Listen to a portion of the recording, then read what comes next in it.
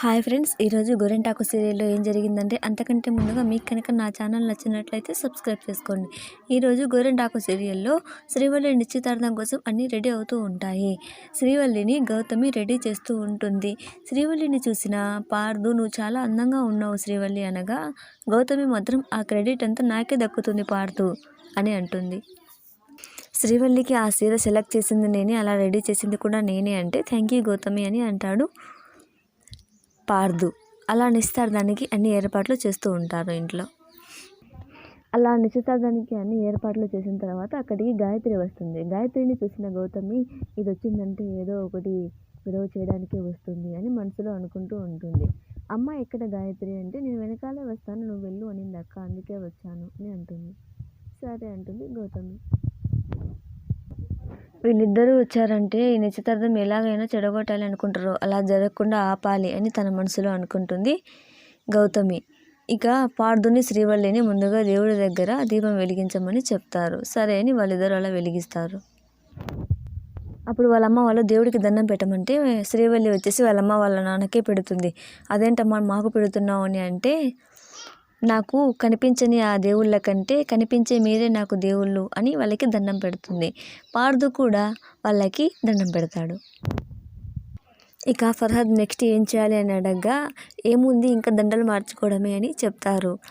అలా చెప్పగానే సరే అని దండలు మార్చుకోబోతుంటే పార్దు ఫ్రెండ్స్ అందరూ పార్దుని ఎత్తుకుంటారు. అలా సింపుల్గా మార్చుకుంటే ఇలా వేయాలి అని అంటారు. వదిన మీరు దండ వేయండి అంటే, నాకు ఎలా అందుతుంది అని అంటుంది శ్రీవల్లి. అయితే అక్కడే ఇదంతా చూస్తున్న ప్రీతి, గౌతమి ఇద్దరు, నిన్ను మేము ఎత్తుకుంటాం శ్రీవల్లి, దండ వేయ అన్నగా సరే అని పార్దు మెడలో దండ వేస్తుంది శ్రీవల్లి. ఇదంతా చూసి శ్రీవల్లి వాళ్ళ అమ్మా నాన్న కళ్ళలో కన్నీళ్ళు పెట్టుకుంటారు. ఫర్హద్ చూసి ఏంటండి ఇదంతా అంటే, అయ్యో ఇది మేము బాధతో ఏడవట్లేదు నాయన, ఇది మా కళ్ళల్లోంచి వస్తున్న ఆనంద బాష్పాలు అని అంటారు వాళ్ళిద్దరు. మా ఇంట్లో నవ్వులు విని ఎన్ని రోజులైందో నీకు తెలుసా అని అంటారు ఫర్హద్ని. గాయత్రి మాత్రం ఇలా మనసులో అనుకుంటూ ఉంటుంది, పార్దుతో నా పెళ్లి చెడగొట్టి అబ్బాయికి ఇచ్చి పెళ్లి చేసి చాలా పెద్ద తప్పు చేసావు శ్రీవల్లి, నీ పెళ్లి నేను జరగనివ్వను అని తనలో తను అనుకుంటూ ఉంటుంది. ఇక నెక్స్ట్ శ్రీవల్లిని పార్దుని ఎదురుగా కూర్చోబెట్టి ఇద్దరిని ఉంగరాలు మార్చుకోమని చెప్తారు. అలా శ్రీవల్లి ఉంగరం పెడుతూ ఉంటే శ్రీవల్లికి ఫోన్ వస్తుంది. శ్రీవల్లి ఫోన్ ప్రీతి లిఫ్ట్ చేస్తుంది. అప్పుడు ప్రీతి ఫోన్ ఎత్తిన తర్వాత, నేను హాస్పిటల్ నుంచి డాక్టర్ని మాట్లాడుతున్నాను అని చెప్తాడు. అప్పుడు ప్రీతి, మీకు ఫోన్ వచ్చింది గురూజీ అనటంతో పార్దు వేడికి పెట్టాల్సిన ఉంగరం పెట్టకుండా ఆ ఫోన్ దగ్గరికి వెళ్తుంది శ్రీవల్లి.